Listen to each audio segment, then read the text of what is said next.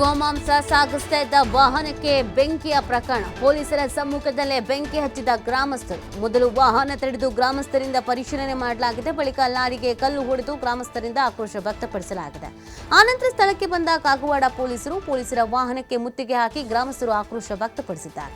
ಲಾರಿಗೆ ಬೆಂಕಿ ಹಚ್ಚಿ ಗ್ರಾಮಸ್ಥರಿಂದ ಆಕ್ರೋಶವನ್ನ ಹೊರಹಾಕಲಾಗಿದೆ. ನೋಡಿ, ನಮ್ಮಲ್ಲಿ ವಿಶೇಷವಾಗಿ ಕರ್ನಾಟಕದಲ್ಲಿ ಒಂದಷ್ಟು ಕಾನೂನನ್ನು ತರಲಾಗಿದೆ.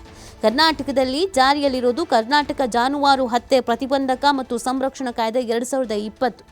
ಇದನ್ನೇನು ಹೇಳುತ್ತೆ ಅಂದರೆ ಗೋಮಾಂಸ ಸಾಗಾಟವನ್ನು ನಿಯಂತ್ರಿಸುವಂಥದ್ದು. ಸೊ ಅಕ್ರಮವಾಗಿ ಗೋಮಾಂಸ ಸಾಗಾಟ ಮಾಡೋದು ಕಾನೂನು ಬಾಹಿರ ಅನ್ನೋದನ್ನು ಹೇಳುತ್ತೆ. ಸೊ ಈ ಕಾರಣಕ್ಕಾಗಿಯೇ ಈ ರೀತಿಯಾಗಿ ತಡೆಗಟ್ಟಿ ನಿಲ್ಲಿಸಿ ಬೆಂಕಿ ಹಚ್ಚೋ ಕೆಲಸವನ್ನು ಮಾಡಲಾಗಿದೆ. ಯಾಕೆ ಅನ್ನೋದು ಎಲ್ರಿಗೂ ಗೊತ್ತಿರುವಂಥ ವಿಚಾರ. ಏನು ನಾವು ತಿಂತೀವಿ, ಸಾಗಾಟ ಮಾಡಿದ್ರೆ ಏನಾಗ್ಬಿಡುತ್ತೆ ಆ ಥರದ್ದಲ್ಲ. ಕೆಲವೊಂದಷ್ಟು ಕಾನೂನುಗಳಿಗಿದೆ. ಸೊ ಆ ಕಾನೂನಿನ ಉಲ್ಲಂಘನೆ ಮಾಡಿ ಈ ರೀತಿಯಾಗಿ ಮಾಡೋದ್ರಿಂದ ಅದು ತಪ್ಪಾಗತ್ತೆ. ಸಾಕಷ್ಟು ಈ ಥರದ ಪ್ರಕರಣಗಳನ್ನು ನಾವು ನೋಡ್ತೀವಿ. ಪೊಲೀಸರಿಗಿಂತ ಮುಂಚಿತವಾಗಿ ಗ್ರಾಮಸ್ಥರೇ ಗೋವನ್ನು ಸಾಗಾಟ ಮಾಡ್ತಿರೋದು ಅಕ್ರಮವಾಗಿ ತಡೆಗಟ್ತಾರೆ, ಮಾಂಸ ಸಾಗಾಟ ಮಾಡ್ತಿರೋದು ತಡೆಗಟ್ತಾರೆ. ನಿಮಗೆ ಕಾನೂನುಬದ್ಧವಾಗಿ ಎಲ್ಲವೂ ನಡೆದ್ರೆ ಫೈನ್. ನಿಮಗೆ ಗೋವನ್ನು ಸಾಗಾಟ ಮಾಡಬೇಕಾದ್ರೂ ಕೆಲವೊಂದು ಕಾನೂನನ್ನು ದಾಖಲೆಗಳನ್ನು ಇಟ್ಕೊಳ್ಳೋದೇ ಇಲ್ಲ. ಇಲ್ಲಿ ನೋಡಿ, 700 kg ಗೋಮಾಂಸ ಸಾಗಾಟ ಮಾಡಲಾಗ್ತಾ ಇತ್ತು. ಎಲ್ಲಿಗೆ ಹೋಗ್ತಿತ್ತು, ಏನು ಎದ್ದ ಪ್ರತಿಯೊಂದು ಕೂಡ ಪ್ರಶ್ನೆ. ಪೊಲೀಸರಿಗೆ ಮಾಹಿತಿ ನೀಡಿದ್ದಾರೆ. ಪೊಲೀಸರ ಸಮ್ಮುಖದಲ್ಲೇ ತಡೆದು ನಿಲ್ಲಿಸಿ ಆಕ್ರೋಶವನ್ನು ವ್ಯಕ್ತಪಡಿಸಿದ್ದಾರೆ.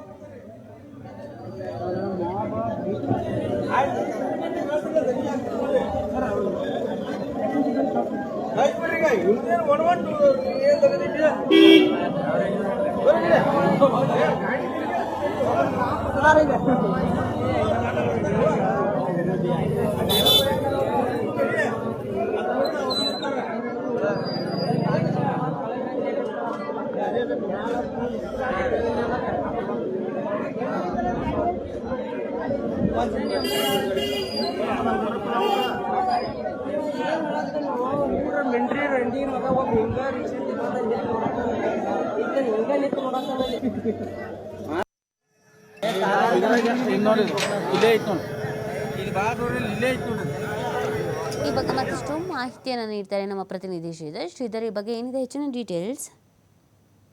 ನಿತಿ, ಏನು ಗಡಿ ಜಿಲ್ಲೆ ಬೆಳಗಾವಿಯಿಂದ ಅಕ್ರಮವಾಗಿ ಗೋಮಾಂಸ ಮಾರಾಟ ಮಾಡ್ತಿರ್ತಕ್ಕಂಥ ದಂಧೆ ಅವ್ಯಾತವಾಗಿ ನಡೀತಾ ಇದೆ ಅನ್ನೋದಕ್ಕೆ ಈ ಒಂದು ಘಟನೆ ಸಾಕ್ಷಿ ಅಂತ ಹೇಳ್ಬೋದು. ಬೆಳಗಾವಿ ಜಿಲ್ಲೆಯ ಕಾಗವಾಡ ತಾಲೂಕಿನ ಐನಾಪುರ ಗ್ರಾಮದಲ್ಲಿ ಈ ಟ್ರಕ್ ನಲ್ಲಿ ಏನು 700 kg ಅಷ್ಟು ಗೋಮಾಂಸವನ್ನ ಅಕ್ರಮವಾಗಿ ಸಾಗಾಟ ಮಾಡ್ತಾ ಇದ್ರು. ಅದನ್ನ ಖಚಿತ ಮಾಹಿತಿ ಮೇರೆಗೆ ಒಂದು ಗ್ರಾಮಸ್ಥರು ಒಂದು ಟ್ರಕ್ ಅನ್ನ ಗ್ರಾಮದಲ್ಲಿ ತಡೆ ಹಿಡಿತಾರೆ.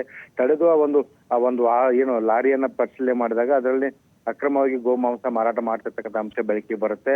ತಕ್ಷಣವೇ ಏನು ಆ ಒಂದು ಲಾರಿ ಚಾಲಕನನ್ನ ಕೆಳಗಿಳಿಸಿ ಆತನಿಗೆ ಒಂದಿಷ್ಟು ಥಳಿಸಿ ಆ ಬಳಿಕ ಪೊಲೀಸರಿಗೆ ಒಪ್ಪಿದ್ದಾರೆ ಅನ್ನುವಂತ ಮಾಹಿತಿ. ಅದರ ಜೊತೆಗೆ ಆಕ್ರೋಶಗೊಂಡಂತ ಏನು ಜನರೇನಿದ್ದಾರೆ, ಪೊಲೀಸರ ಸಮ್ಮುಖದಲ್ಲೇ ಒಂದು ಲಾರಿಗೆ ಒಂದು ಬೆಂಕಿ ಹಚ್ಚಿದ್ರ ಅನ್ನುವಂತ ಅನುಮಾನ ಎದುರಾಗ್ತದೆ. ಯಾಕಂದ್ರೆ ಇಡೀ ಲಾರಿಗೆ ಬೆಂಕಿ ಹಚ್ಚಿ ಸುಟ್ಟು ಹಾಕಿರ್ತಕ್ಕಂಥದ್ದು. ಯಾಕಂದ್ರೆ ಈ ರೀತಿ ಹಿಂದೆ ಅಕ್ರಮ ಗೋಮಾಂಸ ಮಾರಾಟ ಮಾಡುವಂತ ಲಾರಿಗಳನ್ನ ಹಿಡಿದು ಪೊಲೀಸರಿಗೆ ಒಪ್ಪಿಸಿದಾಗ ತದನಂತರ ಅವು ಮತ್ತೆ ಅದನ್ನ ಏನು ಮಾರಾಟ ಮಾಡುವಂತವ್ರಿಗೆ ಕೈಗೆ ಅದನ್ನ ಬಿಟ್ಟು ಕೊಟ್ಟಿರ್ತಕ್ಕಂಥ ಅನೇಕ ಉದಾಹರಣೆಗಳು ಏನು ಬೆಳಗಾವಿ ಜಿಲ್ಲೆ ನಡೆದಿರ್ತಕ್ಕಂಥ ಆ ಒಂದು ಕಾರಣಕ್ಕಾಗಿ ಈಗ ಆ ಗ್ರಾಮಸ್ಥರು ಏನು ಈ ರೀತಿ ಸೆರೆ ಸಿಕ್ಕಂತ ಲಾರಿಯನ್ನ ತಡೆದು ಬೆಂಕಿ ಹಚ್ಚಿರ್ತಕ್ಕಂಥದ್ದು.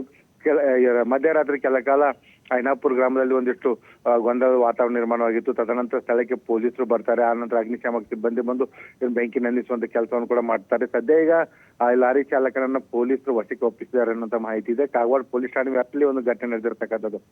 ಬೆಳಗಾವಿ ಜಿಲ್ಲೆಯ ಕಾಗವಾಡ ತಾಲೂಕಿನಲ್ಲಿ ಈ ರೀತಿ ಅಕ್ರಮವಾಗಿ ಗೋಮಾಂಸವನ್ನ ತೆಗೆದುಕೊಂಡು ಹೈದರಾಬಾದ್ಗೆ ರವಾನೆ ಮಾಡ್ತಾ ಇದ್ದಾರೆ. ಅಂದ್ರೆ ಯಾವ ರೀತಿ ಈ ಒಂದು ಅಕ್ರಮ ಗೋಮಾಂಸ ಮಾರಾಟ ಮಾಡುವಂತ ಜಾಲ ಇಲ್ಲಿ ವ್ಯಾಪಕವಾಗಿ ಇಲ್ಲಿ ಬೇರು ಬಿಟ್ಟಿದೆ. ಜೊತೆಗೆ ಪೊಲೀಸರ ಗಮನಕ್ಕಿದಿಲ್ವಾ? ಈ ಹಿಂದೆ ಕೂಡ ಶ್ರೀರಾಮ ಸೇನೆ ಕಾರ್ಯಕರ್ತರು ಎಮ್ಕನ್ಮಡಿ ಮತಕ್ಷೇತ್ರದಲ್ಲಿ ಇದೇ ರೀತಿ ಒಂದು ಗೋಮಾಂಸ ವಾಹನವನ್ನು ಬೆನ್ನತ್ತಿ ಹೋಗ್ತಾರೆ. ಆಗ ಇಡೀ ಗ್ರಾಮಸ್ಥರು ಅವರನ್ನ ಕಟ್ಟಿ ಹಾಕಿ ಹೊಡೆದಿರ್ತಕ್ಕಂಥ ಘಟನೆ ಕೂಡ ಆಗುತ್ತೆ. ಈ ರೀತಿಯ ಪ್ರಕರಣಗಳು ಪದೇ ಪದೇ ಆಗ್ತಾ ಇದಾವೆ.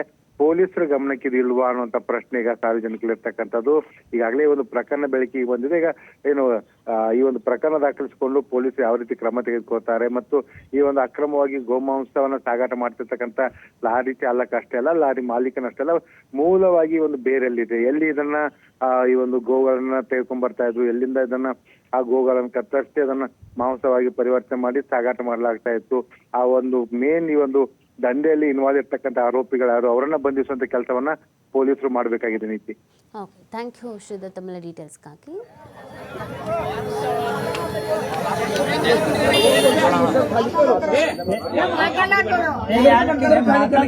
ಗಪ್